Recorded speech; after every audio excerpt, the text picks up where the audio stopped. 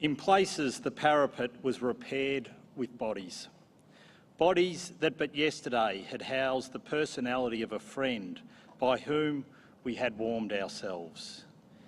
If you had gathered the stock of 1,000 butchers' shops, cut it into small pieces and strewn it about, it would give you a faint conception of the shambles those trenches were.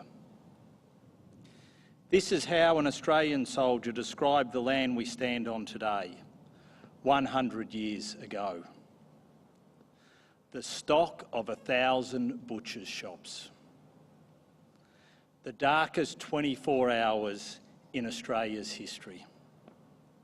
Here, a world away from a newly federated nation, over 1,900 of our nation's sons charged out of trenches to their death. They would become the butchered meat. They would be part of the over 5,500 Australian casualties that day, all in the end for not a single inch of ground. As a nation, we have never seen a battle, a natural disaster or a catastrophe take so many Australian lives in a single day. It had been meant as a distraction from the main offensive across the Somme, an attempt to put fresh Australian recruits to use by pinning down the German reinforcements. Many of the men here, they would become known as the fair dinkum, had never experienced war, having enlisted too late to experience Gallipoli. But here, as one soldier bluntly put it, they received their full education in one day. Industrial warfare on a scale unimaginable, an enemy well entrenched and seasoned by 2 years of fighting on this very ground, and orders that simply ignored the facts.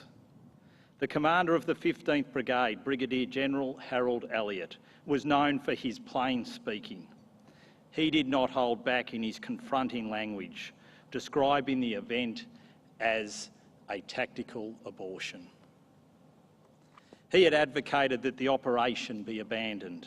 Taking one member of the General Staff out into no man's land, he showed him part of the German defences, an emplacement called Sugarloaf, a fortified concrete structure that rose out of the open terrain. If his men were to reach Sugarloaf, they would have to cross 400 yards without cover and in full view of the German machine guns. The officer admitted to Elliott that if the attack went as planned, it would be a bloody holocaust. Elliott pleaded for him to have the plans changed. They were merely delayed. On the 19th of July, it began with the shelling of the German lines. They pounded them for 7 hours, hoping forlornly to weaken the enemy for the Australian attack. Putting on a brave face, Elliott told his men, "Boys, you won't find a German when you get there." At around 5:30, the shelling stopped. In the evening, summer light, the Australians rose out of the trenches. They charged without flinching, resolved in their duty, and died. Private Walter Downing described the carnage. The air was thick with bullets, swishing in a flat lattice of death. The bullets skim low, from knee to groin, riddling tumbling bodies before they touched the ground. The Australians did not turn back. Downing wrote, "The survivors spread across the front kept the line straight. There was no hesitation, no recoil. No dropping of the unwounded into shell holes. Still the line kept on."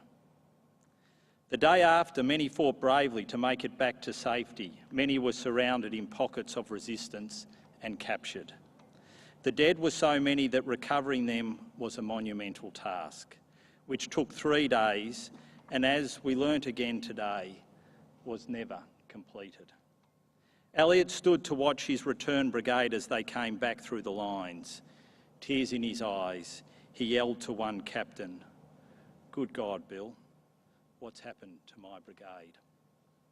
Elliott's brigade would account for 1/3 of the Australian dead.